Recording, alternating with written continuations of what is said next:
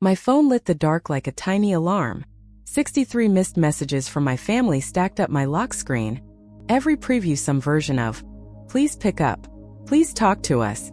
A few weeks earlier, I would have answered before the second ring. Back then, I still believed my mom when she said she'd move in for a week after my hip surgery. Cook, clean, keep me from face-planting on the way to the bathroom with crutches. My name is Nora Hayes. I'm 31 and I live alone in a third-floor walk-up in Portland. I went into surgery thinking at least I won't have to do recovery by myself. Instead, 2 days after I got home, I found out my mother had packed her ski jacket and left town. When I called my sister, I could hear music and laughter, wind roaring through an open car window. She didn't even lower her voice. "Don't guilt-trip me," she said. "We're here to relax, not to serve you." I looked at the pill bottle on the top kitchen shelf, at my empty fridge, at my swollen leg, and something in me snapped. I smiled through my teeth and said, "Thanks for showing me who you really are." She laughed like I was putting on a show and hung up. That was the last normal conversation my family ever had with me, because a couple weeks later I made a decision they never thought I'd even consider. And if you've ever been the reliable one in your family, you might want to hear exactly how I finally stopped saving them. The morning of my surgery felt oddly calm, like everyone had finally decided to take me seriously for once. I even caught myself wondering if I'd been too harsh when I told Tessa, "Thanks for showing me who you really are." My mom drove me to the hospital, fussing over my bag, my paperwork, my phone charger. She told every nurse who walked by that she was staying with me, that she'd be moving into my apartment for at least a week after discharge. My dad, Mark, showed up with coffee, kissed my forehead, and said we'd all get through this together. My sister, Tessa, swept in late with her husband, Evan, a to-go latte in one hand and her phone in the other. She posed us for a quick selfie, something like visiting my brave little sis before hip surgery, and then was gone before they rolled me into the OR. When I woke up groggy, dizzy, and feeling like my hip had been replaced with a brick, my mom was in the chair beside my bed, scrolling her phone. She told me not to worry, that she had everything under control at home. She'd already made a shared Google Calendar, she said, my meds, my physical therapy exercises, even my meals all mapped out. She kept repeating that she'd be staying at my place so I wouldn't have to do this alone. I clung to that promise when they discharged me the next day, when every bump in the road on the way back to my third-floor apartment made my teeth clamp down. My building doesn't have an elevator. Climbing those stairs once with crutches and fresh stitches was a full workout. My mom helped me into bed, stocked the nightstand with water, snacks, and my phone, slid a couple containers of soup into the fridge, and said she was going home, just to grab some clothes and check on the coffee shop she owns with a friend. She kissed my forehead and promised she'd be back early the next morning. I believed her. That's what you do with your mother, even when you should know better. The first night home was rough but survivable. I had pain meds. I had TV. I had the thin comfort of her voice in my head saying she was coming back. By the second day, my hip felt like it was on fire. I needed my next dose of painkillers, but the bottle I had to switch to was on the top kitchen shelf, reachable only if I risked overbalancing on my crutches. I called my mom, straight to voicemail. I texted her, delivered, but no typing bubble. I messaged the family group chat she'd made for my recovery, the one called Nora Recovery Squad. Silence. I told myself she was driving or busy with a customer, that any minute she'd walk in with groceries and a guilty smile. When the pain sharpened, I tried to be independent. I ordered food on an app, thinking I could hobble to the door. The driver did what they always do in my building. Left the bag in the hallway, took a picture, and left. By the time I'd gritted my teeth, braced my crutches, and inched my way out of bed, my leg gave out halfway to the door. I ended up crouched on the floor, sweating, trying not to cry. The food sat outside until it went cold. I made it back to the couch somehow, found an old granola bar, and tried to laugh at myself for being so helpless. By that evening, my phone was still empty of any call or text from my mom. Nothing from my dad either. Boredom and anxiety finally pushed me to open Instagram. There she was. Tessa in a brand new ski jacket, beaming in front of a snowy slope. My mom beside her, my dad and Evan behind them, everyone grinning. The caption was something like much-needed family getaway to Mount Hood. The story clips were them singing in the car, clinking travel mugs, talking about how they'd earned this break after a stressful season. No one looked stressed. No one looked worried. No one mentioned the daughter they'd left on the third floor with fresh stitches and an empty fridge, staring at their perfect little family ski trip. The last of my excuses for them evaporated. The hurt started to harden into something colder, something that would shape everything I did next. I stared at that picture until my eyes burned. Then I did the only thing that made sense in that moment. I hit call on my sister's name. It rang too many times. When she finally answered, I heard music, laughter, someone going on about the fresh powder like a ski commercial. She didn't say hello. Just hang on, guys. It's my sister. Then the sound muffled and came back clearer as she put the phone to her ear. I said her name once, tried to keep my voice steady, and told her I was out of real food, that I couldn't reach my next bottle of meds on the top shelf. That mom hadn't come back like she'd promised. There was a pause, then a long, annoyed sigh, like I'd interrupted her manicure. "Nora, you can't do this right now," she said. "We're finally out of town. We needed this." "I'm not asking for a vacation," I said. "I'm asking for someone to help me not fall on my face trying to get to the bathroom." She laughed, a sharp little scoff. "Don't guilt trip me. We're here to relax, not to serve you." The word serve landed harder than it should have. In the background, I heard my mom ask who it was. Tessa muffled the phone and said, "It's just Nora. She's freaking out again." I went quiet, staring at my empty living room, the pill bottle shriveling in the late light on that stupid high shelf, the cold soup container in the trash. Something clicked into place. I smiled, even though she couldn't see it. "Thanks for showing me who you really are." She made a sound halfway between irritated and amused.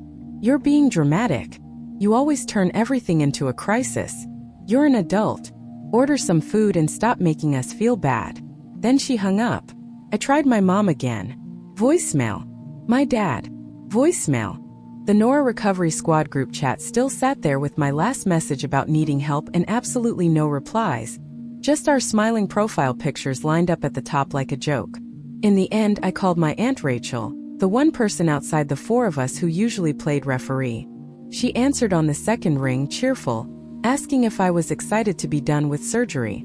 When I told her I was already home and alone, that everyone had gone to Mount Hood without even telling me, she went quiet. Not with outrage, just with awkwardness. I sent her a picture of my leg in its brace and another of my mostly empty fridge. After a minute, she replied with a little heart and, "I'm sure they just needed a break, sweetie. Try to be understanding, okay? You're strong. You can handle this." No offer to come by. No "can I bring you anything?" Just another reminder that I was the one who could handle this. Later that afternoon, when the pain spiked and I tried to get up to use the bathroom, my crutch slipped on a loose edge of the rug. I went down hard on my hands and knees. A bolt of pain shot up through my hips so sharp my vision blurred. For a good 30 seconds I just lay there on the floor, gasping like I'd run a marathon, realizing that if anything worse happened, nobody was coming. My phone was on the couch, buzzing every few minutes with new clips from Tessa's story. My mom laughing on a ski lift, my dad holding up a paper cup of hot chocolate like a toast. When I finally crawled back, I saw he'd posted his own picture too. All of them standing in front of the lodge, captioned, "Much needed family reset #blessed #winter getaway." I stared at the word family until it almost stopped looking like English. In that moment, something shifted from hurt into clarity. If I kept pretending this was just a misunderstanding, I was going to drown. So I opened the Notes app on my phone and started writing everything down. Dates, promises, screenshots, unanswered calls. I didn't know exactly what I'd do with it yet. I just knew one thing. I was done pretending that being the strong one meant letting them walk all over me. A week after that fall on the rug, the purple-yellow bruises on my knees started to fade. The ache in my hips settled into a low, steady throb that turned every movement into a negotiation. Nights were the worst. I'd wake around 3, hurting, in an apartment so quiet I could hear the fridge hum and traffic far below the windows. That's when my brain liked to rewind everything and hit play again. I'd see that Mount Hood photo. Skis propped up, my mom's arm around Tessa, my dad grinning like an ad for wholesome winter memories. My chest would tighten in a way pain meds didn't touch. First I wrote about it just to stay sane. I had a note on my phone titled "Things I Don't Want to Forget," and I filled it with small, stupid details. The timestamp on my sister's hospital selfie versus the timestamp on the first ski photo. The exact wording of my mom's pre-surgery voicemail telling me not to worry. The way my dad's caption said, "Family reset," like I'd never existed. The more I wrote, the more my notes stopped being about this one betrayal and started reaching back through years of little moments I'd brushed off because it was easier. I remembered the first time my parents floated the idea of buying a cabin near Mount Hood. It was sold as a shared dream. A cozy A-frame where we'd spend holidays and escape the city. I was the one at their kitchen table with a laptop and a spreadsheet, running numbers on mortgages and property taxes while my mom talked about string lights and my sister scrolled Pinterest for decor ideas. When the loan officer said my parents' income and credit weren't quite enough, everyone looked at me. "You're so good with money," my mom said, almost proud, like it was a character trait she could finally use. "If we put you on the application, it will go through." I hesitated, but only for a minute. I told myself this was what adults did. We invested. We built something together. We trusted each other. The cabin became another project I managed quietly. I set up autopay for the mortgage, arranged the insurance, put the internet and utilities on my card because, as my dad reminded me, I understood all that tech stuff better than he did. They'd send me money when they remembered, and I'd cover whatever was missing, telling myself it would even out. It never really did. The same thing happened with my sister's business. When she decided to turn her home decor hobby into a full online shop, I was the one who stayed up late building her a simple inventory system, connecting her payment processor, and wrangling a year's worth of crumpled receipts into something the IRS would accept. She called me her secret weapon, her genius, her back office. I laughed and let it feel like a compliment instead of a warning.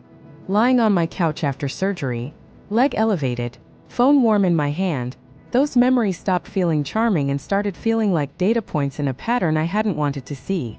I opened my email and searched for every document with the cabin's address in it. There they were, neat and undeniable. My name on the deed as co-owner, my signature on the loan, my email as the primary contact. I pulled up the banking app for the joint account I shared with my parents, the one that was supposed to be temporary, just until they got out of a rough patch, and scrolled through months of withdrawals labeled mortgage, insurance, internet, repairs. More than I'd let myself notice. Then I checked the accounts that were only mine and saw all the quiet transfers I'd made to cover overdrafts in that joint account before payments bounced and hit my credit score. My hands shook, not from paying this time, but from realizing that while my family treated me like an optional extra, their entire lifestyle leaned on me like a crutch.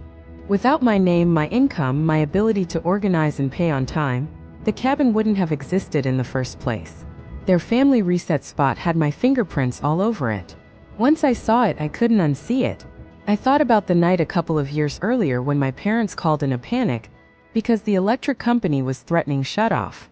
I'd dropped everything, driven over, spent hours on the phone arranging a payment plan, then covered the first payment on my own card because my mom was crying and my dad was furious with himself. Nobody forced me. I wanted to help, but they never acted like they owed me anything for that. It just folded into the story of Nora, the responsible one, Nora the fixer. That story had been flattering when I was younger. Now it felt like a trap. The anger that came with that realization could have turned into some dramatic revenge fantasy. Me marching into their house, screaming about betrayal, throwing around words like disown and ungrateful. But screaming has never been my style. And if I'm honest, I didn't want to blow up my life. I just wanted to stop being the unpaid safety net holding up theirs. So I did the most Nora thing possible. I opened my laptop, propped myself up on pillows, and started researching attorneys. I skipped the ones with flashy ads and smiling billboard faces, and looked for someone who handled boring things like property disputes and joint accounts. I found a small firm with a bland website and reviews that used words like straightforward and practical. That sounded exactly right. My email to them was the first time I laid out the situation without minimizing it. I introduced myself, explained that I was recovering from hip surgery, that my immediate family had left town for a ski trip without arranging any care, that I was on several joint accounts and co-owned a vacation property where I no longer felt safe or welcome. I attached the deed, the loan documents, screenshots of autopays in my name, and wrote, "I want to know my options for removing myself from any shared financial responsibility while taking only what is legally mine." Clicking send felt more intimate than any desperate text I'd sent my family. I was finally asking a question I knew they'd never answer honestly. Am I allowed to stop carrying this? While I waited for a reply, life around the edges kept going. Mr. Lopez, my downstairs neighbor, knocked on my door every evening to bring up my mail and ask if I needed anything from the corner store. One night he appeared with a big container of homemade stew and an embarrassed explanation that his mother had always cooked for the block when someone was sick, so he was just doing what she taught him. My team lead at work sent a grocery delivery after I admitted I'd messed up an order because I couldn't get to the door fast enough. The bags were full of easy things: microwavable meals, cut fruit, nothing that required bending or lifting. The group chat with my hiking and board game friends stayed loud and stupid in the best way, full of memes and check-ins and jokes about me leveling up in real life with my new metal hip. They kept reminding me that when I was ready, they'd figure out stairs and rides and whatever else I needed. None of those people had any obligation to me. They didn't share my DNA. They didn't benefit from my credit score. That contrast made my family's silence feel even louder. A couple days later, the attorney wrote back. His email was calm, almost dry. Exactly what I'd hoped for. He thanked me for the documentation and confirmed that, as a co-owner, I had the right to request my share of the cabin's value, either via a buyout at fair market price or by sale and division of the proceeds. He stated plainly that I could remove my name and card information from any joint accounts and autopays going forward, that I did not have to keep backing debts I didn't control. He didn't call it revenge. He called it restructuring my financial boundaries. We can start with a consultation and a few letters, he wrote. The direction is up to you. You don't need anyone's permission to protect yourself. I read that last sentence 3 times, then a fourth. My whole life it felt like my job was to protect everyone else, to make sure nothing collapsed on their watch. Sitting there with my laptop and my hip throbbing just enough to remind me why I was doing this, I realized maybe it was okay if something finally collapsed on theirs. I wasn't plotting to destroy them. I was stepping out from under a weight they'd pretended was shared when it had really been mine alone. For the first time since the surgery, I felt something that wasn't pain or anger. Resolve. They had chosen a ski trip over me. I was about to choose myself over their comfort. I had a feeling they wouldn't see it coming until it was already done. 2 weeks after that first email, I was moving better on my crutches. The painkiller fog had thinned enough that I could sign my name without my hands shaking. The attorney and I had a short video call. He walked me through everything in a calm, almost boring voice that made the whole process feel less like vengeance and more like accounting. That suited me. First, we drafted letters to the bank that held the joint account with my parents, the one that had turned into a catch-all for cabin expenses and emergencies. The letter said I was ending my connection to it, that I no longer consented to any automatic drafts using my name or credit, and that any debts going forward would belong to them alone. Then we prepared notices for the company handling the cabin's mortgage and for the insurance provider, letting them know I intended to withdraw my name from the loans and policies, and asking for the formal process to either be bought out at fair market value or trigger a sale if my co-owners couldn't or wouldn't cover my share. Seeing my family's financial life laid out in legal language made it clear how deeply I'd been woven into it. Like someone had finally turned on the lights in a room I'd been feeling my way through for years. At my attorney's suggestion, I also logged into every autopay portal I could remember setting up: cabin internet, cabin utilities, even a couple of bills tied to my parents' house that I'd put my card on just for a month years ago. I removed my card, canceled payments, printed confirmation pages, and sent copies to the attorney in case anyone later claimed ignorance. Each click felt eerily similar to paying those bills in the first place, except this time instead of draining my account, I was reclaiming it. They came back from Mount Hood about halfway through this process. I knew because my mother, Diane, finally called, not to ask how I was, but to demand why the electric company had sent them a warning about a missed payment. I answered on the second ring and listened as she launched straight into, "I thought you were handling that." It bounced. "What is going on?" I waited for her to run out of words. Then calmly, "I was handling it. I'm not anymore. You own the house. You run the coffee shop. You can set up your own autopay." There was a beat of stunned silence. "Nora, you're being unreasonable. We're family." "Family," I said, "doesn't leave someone fresh out of surgery alone and drive to the mountains. If you can do that, you can figure out how to log into a utility account. She started in about needing a break, about how hard things had been at the shop, about how Tessa had already booked the Airbnb. The more she talked, the clearer it was that she was still the main character in a story where I was just an inconvenient subplot. I ended the call before she could build to a full guilt trip and texted her the customer service number for the electric company. The next day, my dad showed up at my apartment unannounced. I heard his knock and for a second my body reacted the way it always had. A tiny rush of hope that maybe he was here to fix something. I opened the door slowly, leaning on my crutch. He stepped inside like he owned the place, eyes sweeping over the stack of legal paperwork on my coffee table and the crumpled delivery bags in the trash. He didn't ask how my hip was. He held up a letter from the mortgage company, the one my attorney had helped draft. "What is this?" he demanded, shaking the paper. "You're trying to force us to sell the cabin." I told him the same thing I told the lawyer. Mom, and Tessa could buy out my share at fair market value if they wanted to keep it. Or we could agree to sell and split the proceeds. "I'm not trying to take anything that isn't mine," I said. "I'm just done paying for something I can't even use without being an afterthought." "You would really do this over one trip?" he said, almost incredulous. "One mistake. This isn't about one trip," I said. "It's about a pattern that's been going on for years. This was just the first time it almost broke me physically. If I'd fallen worse, if I'd hit my head, you would have been too busy skiing to even know where they found me." He didn't like that. He called me dramatic too. Said I was hurting my mother, upsetting my sister. That I'd always been the reasonable one, and he didn't understand why I was acting out now. "Maybe the reasonable one is just done being used," I said. I walked him to the door, literally crutch and all. And when he tried to step back inside to keep arguing, I blocked the doorway with my body. For once, I ended the conversation on my terms. Over the next week, little things started happening that I knew were fallout from the changes I'd made. Tessa texted early one morning, demanding the login for a shared spreadsheet I'd built to track her orders and expenses, the one that had always lived on my laptop. I told her I'd exported everything, and that she should set up her own system going forward. She came back with a stream of messages about how I was sabotaging her shop, how she had promo deadlines and brand deals and couldn't afford to look unprofessional. "I'm not sabotaging anything," I wrote.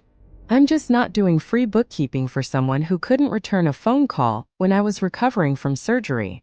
She tried a different angle next, offering to pay a little something if I'd help her just one more time. I said no. Each refusal was a tiny rebellion against the version of me they relied on, the one who never said no, who always stepped in before consequences could land. Bills I used to quietly cover started showing up in their mailbox with big red notices. Late fees hit accounts I was no longer tied to. My attorney emailed to say the process around the cabin had officially started, and the mortgage company needed a decision. For the first time in a long time, the pressure wasn't on my shoulders. It was on theirs, where it should have been all along.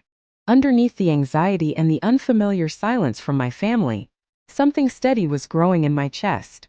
It wasn't movie-style revenge. No dramatic reveal, no gasps. It felt like finally stepping out from under a load you hadn't realized you've been carrying your entire adult life. And knowing that if someone else dropped it now, it wouldn't crush you anymore. A few weeks after my dad stood in my doorway waving that mortgage letter, the fallout finally caught up with them. That's when the 63 notifications started piling up on my phone like a digital avalanche. It happened on a Tuesday morning. I was on my couch after physical therapy, scrolling an exercise app, absurdly proud that I could lift my leg a few inches without wanting to scream. My phone buzzed once, then again, then it wouldn't stop. Missed calls from Mom, Dad, and Tessa. Voicemail alerts. Texts pouring into the family group chat that had been dead silent when I needed a glass of water. They all had the same frantic rhythm. "Nora, pick up. We need to talk. This has gone too far. Please answer." I opened the thread and saw paragraphs.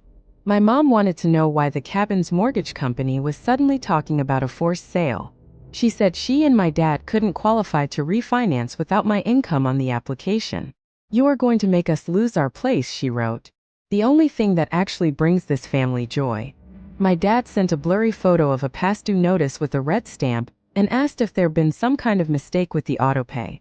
Like maybe I'd accidentally turned it off. Tessa, of course, came in hot. She accused me of trying to ruin her life, typed in all caps about how losing the cabin would mean losing essential content for her brand. She mentioned a new letter from the IRS about reviewing her returns that had spooked one of her sponsors into pausing a deal. I trusted you with my numbers, she wrote, as if she were the one abandoned in a walk-up post-surgery. I read every message carefully, partly out of habit, partly out of morbid curiosity. They were full of fear and anger and blame. Not one of them said, "We're sorry we left you alone after surgery." It was like we were living in two different stories, and they had decided the only one that mattered was the version where I'd suddenly turned into the villain. While they were firing off text grenades, the official consequences kept rolling in on their side. My attorney forwarded updates from the mortgage company. My parents and Tessa had been given options: buy out my share or agree to sell. Their late payments and weaker credit, now that I wasn't propping things up, made the first option nearly impossible. They stalled, argued, tried to negotiate, but the numbers didn't care how they felt. In the end, the only realistic path was putting the cabin on the market. The thought of that place actually selling, the A-frame in the snow, the string lights, the cute mugs disappearing from their feed, made a small part of me sad. I once been excited about it too, mostly though it felt fair. If they wanted to treat the cabin like a symbol of their perfect family life, then they could lose that symbol the same way they'd clearly been willing to lose me, by turning their backs when it mattered. Around the same time, Tessa texted me a screenshot of the IRS letter, a notice that they were reviewing her past returns and needed additional documentation. "Are you happy now?" she wrote with a crying emoji. I reminded her I hadn't filed anything for her that year, and that I told her weeks before surgery she'd need to hire a real accountant if she wanted to expand. What I didn't say was that years of shoving receipts into bags and asking her genius sister to fix it at the last minute had finally met a wall that didn't budge. My mom's messages got more erratic as the days went by. She bounced between accusing me of betrayal and begging me to just come over and talk it out like we always do. Which was funny because what we'd always done was me smoothing things over so no one had to change. She wrote about slow winter sales at the coffee shop, about how the stress made her chest tight, about how my dad was snapping more. My dad sent one long text about having to borrow money from a friend to fix his truck, and how humiliating that felt. Tessa complained about losing a brand deal, and having to tell her followers she was restructuring her business. Through all of it, the words "I'm sorry" never appeared. My Aunt Rachel chimed in too, leaving me voicemails along the lines of, "Families go through rough patches, honey. You can't burn it all down over one bad choice. You know your mother loves you. She just doesn't always show it the right way." She sounded more panicked about the cabin than about anything that had happened to me physically. I wanted to ask if she'd looked at the photos I'd sent. That first week, my legs strapped in a brace, my empty counters, but I knew it wouldn't matter. People who've decided you're too strong to need help will twist themselves into knots before admitting they were wrong. While my family group chat devolved into a wall of pleas and accusations, my life outside that threat got strangely quieter, gentler. Mr. Lopez brought up a grocery bag one Saturday along with an invitation to come downstairs for dinner if I felt up to it. He and his partner served enchiladas and made sure there was a chair with extra cushions for my hip. My coworkers sent a goofy get-well video and a care package with tea and a weighted blanket. My board game friends moved our weekly nights online until I could move better, then insisted on picking me up for the first in-person meetup, so I didn't have to navigate the bus. None of them owed me any of that. None of them shared my last name. Yet they were the ones checking on my pain levels and my progress, not whether I'd reconsider saving a cabin or repairing my parents' credit. One evening, after an especially intense flood of messages about how I was destroying everything, I muted the family thread and set my phone face down. I sat by the window and watched rain slide down the glass, feeling an odd blend of grief and relief. Losing the cabin and the illusion of being the good daughter hurt, but the weight on my chest that I'd carried for years was finally lifting. They had taught me I didn't matter as much as their trips, their comfort, their image. Now they were learning what life looked like without the person who quietly made the math work. I didn't need to say anything dramatic. The numbers were speaking for me. For once, I was willing to let the silence between us grow. By the time spring settled over Portland and the rain softened to a mist, I could walk down the sidewalk without limping. Just a faint ache in my hip when I moved too fast. The cabin had a pending offer. My attorney confirmed my share would be wired into my own account. My parents were treating it like a funeral. In the family group chat, my mom dropped long messages about memories by the fireplace and how sad she was to lose our special place, as if it were being stolen by strangers instead of sold because of their choices. Tessa ranted about needing new content locations, complaining that I was ruining her aesthetic. It was probably the closest she could get to admitting something in her life was affected by my decision instead of the other way around. While they were consumed with that loss, I was quietly building something else. I moved out of the third-floor walk-up that had become a symbol of everything I'd suffered through alone, and into a smaller apartment with an elevator, wide hallways, and real light pouring through the windows. I picked the place myself, signed the lease myself, paid the deposit out of what used to be my unofficial family rescue fund. For the first time, I didn't have to check whether some surprise bill or one of Tessa's emergencies would wipe me out. I set up my own bank accounts and autopays where the only name on the paperwork was mine. Seeing that clean list, no shared utilities, no mystery charges for a cabin I barely used, felt almost as good as walking without crutches. Around the same time I started therapy. I told my therapist the story like I was drafting a report. The surgery, the ski trip, the empty fridge, the cabin, the credit, all the years of being the reasonable one. She nodded and introduced words I'd never really applied to my own life. Roles, enmeshment, golden child, scapegoat. She explained how some families assign jobs, who succeeds, who keeps the peace, who absorbs the blame, and how sometimes the only way to break that pattern is to disappoint everyone at once and survive it. She told me that holding a boundary is not cruelty, even if other people feel hurt by it. It's just telling the truth about what you can and cannot carry anymore. That idea stayed with me long after each session.